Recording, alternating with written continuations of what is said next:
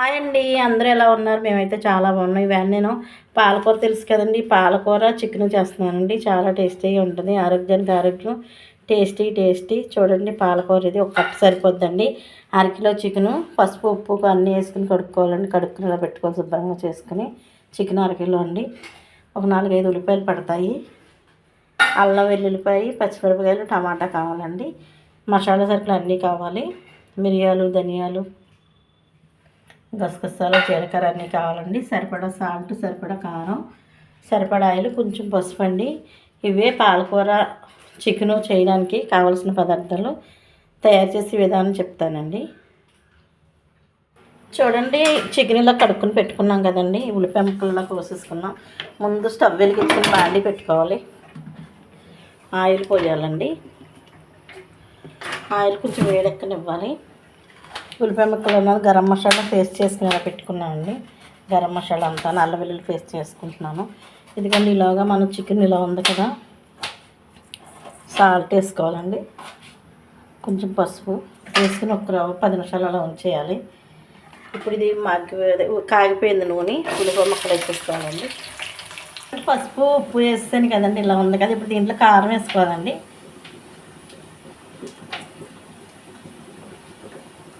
కారం వేసుకుని శుభ్రంగా కలిపేసుకుని పెట్టుకోవాలి. అల్లం వెల్లుల్లి పేస్ట్ వేయాలండి. ఉల్లిపాయ ముక్కలు మగ్గిపోతున్నాయి. ఇది అల్లం వెల్లుల్లి పేస్ట్ వేస్తాను. అల్లం వెల్లుల్లి పేస్ట్ వేసి ఒకసారి కలపాలి.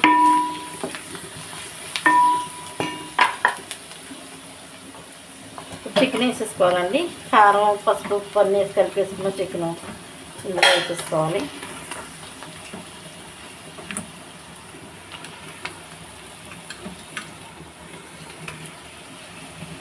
పది నిమిషాలు ఉంచేయాలండి. అలాగా చికెన్ ఉడికిపోతుంది శుభ్రంగా. చూడండి, పాలకూర ఇలా ముక్కల కింద కోసేసుకున్నాం. చూసారు, టమాటా ఇలా కోసేసాను. ఇదిగోండి మగ్గిపోయింది శుభ్రంగా. టమాటా ముక్కలు వేసేసుకుంటున్నాం. తర్వాత పాలకూర వేసేసుకోవాలండి. వేసేసుకుని ఒక 10 నిమిషాలు అలా 10 నిమిషాలు ఉంచేస్తే చక్కగా మగ్గిపోద్దండి. దీంట్లో మసాలా గరం మసాలా పొడి కూడా వేసేసుకోవాలి. అదిగోండి శుభ్రంగా 10 నిమిషాలు పక్కన పెట్టి వదిలేయండి. చక్క పాలకూర చికెన్ అయితే తయారైపోద్ది. చూడండి, పాలకూర చికెను ఇది పాలకూరలో వాటర్తో చక్కగా ఉడికిపోతుందండి. మనం వాటర్ పోయొద్దు, వాటర్ పోయకూడదు. ఇందులో వాటర్ పోయకుండా ఉంటే చక్కగా తయారైపోద్ది. గుమ్మగుమ్మలాడి పాలకూర చికెన్ తయారైపోయింది. నోరూరిపోతుందండి. చికెన్ చక్కగా వేసేసుకొని చూడండి, చక్కగా తయారైపోయింది చికెను. పాలకూర చికెన్ కదండి, చాలా టేస్టీగా ఉంటుంది. ఇది టేస్ట్ చేసి చూపిస్తాను నేను. ఎందుకంటే తయారైపోయింది. కట్టేస్తున్నాను. వేడి చికెను, వేడి రైస్ అండి. తిని చూపిస్తాను మీకు. చూసుకోండి, చికెను పాలకూర చూడండి.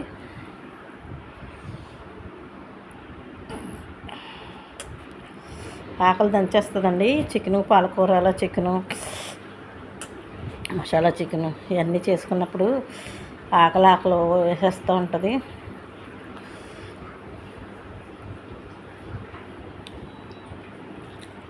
అబ్బా, ఉత్తు పాలకూర తినమంటే ఎవరు తినరండి. ఇలా మీరు చికెన్లో వేసి ఉండండి, పిల్లలు చక్కగా తినేస్తారు. మంచిది కదండి ఆరోగ్యానికి చాలా పాలకూర. వారానికి ఒకసారి పిల్లలకు చికెన్లో వేసి ఇలా వండి పెడితే అబ్బబ్బా ఏమి రుచి అండి, చెప్పలేము అసలు. దీని టేస్ట్ ఏం చెప్తాం కానీ చాలా బాగుందండి.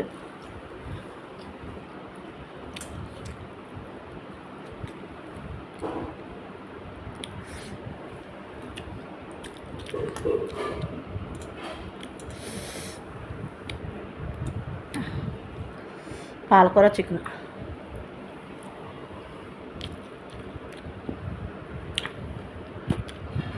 చాలా అంటే చాలా టేస్టీగా ఉందండి. ఈ ప్రాసెస్లో మీరు పాలకూర చికెను చేసి పిల్లలకు పెడితే చక్కగా ఎంజాయ్ చేస్తూ తింటారండి. అసలు ఏమో అనరు, అంత టేస్టీగా ఉంది. మళ్ళీ చేయమంటారు.